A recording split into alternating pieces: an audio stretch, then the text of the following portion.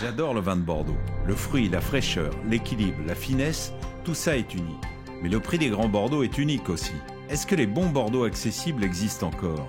Quand on pose cette question, une réponse surgit immédiatement. Mouton Cadet. Né du génie créatif de Philippe de Rothschild, dès les années 30, la marque a conquis le monde. Comment est produit Mouton Cadet aujourd'hui? Quel est son style et quels sont les principes qui le guident désormais? C'est une réponse à ces questions que je voulais trouver en venant à la rencontre de celles et ceux qui produisent Mouton Cadet.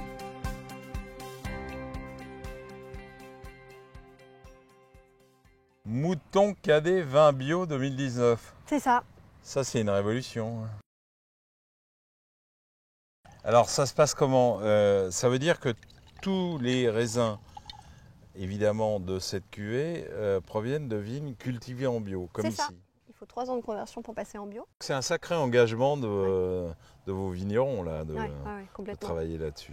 Une cuvée qui vient d'être lancée, hein, je crois. Tout juste, depuis mai. Et c'est évidemment des volumes un peu plus modestes que le Mouton Cadet classique. Tout à fait. Là, on est sur 5 viticulteurs partenaires sur les 250. C'est une super initiative. Moi, j'ai déjà goûté et je trouve que c'est un vin qui a un équilibre magnifique. Et comme souvent les vins bio, il y a une énergie qui est superbe. C'est un nez très fruits rouges, très intense. Et en bouche, il y a cette association de nervosité et de chair. C'est ça qui est très sympa. C'est vraiment un vin qui a du punch. Et le fruit reste bien aussi en bouche. L'idée, c'était d'avoir un profil assez fruité, très facile à boire aussi. Parce que là, on est sur un vin qui est hyper gourmand. Et on voulait du fruit, mais une certaine fraîcheur aussi, qui est hyper intéressante. Là, on la retrouve bien.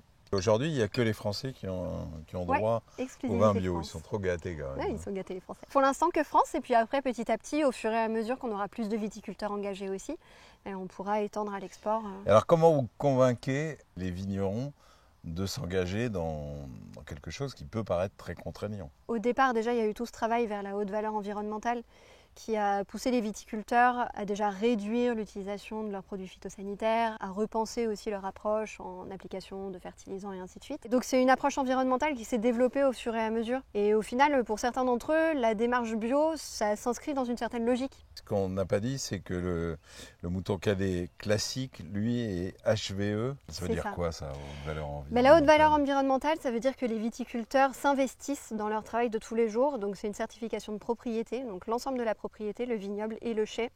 On repense l'activité de production.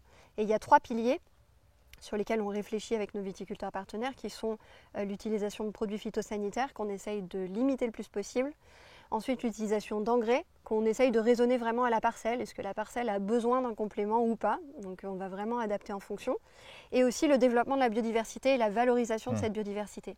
C'est-à-dire d'avoir des arbres Exactement, des arbres, des prairies, des petites haies.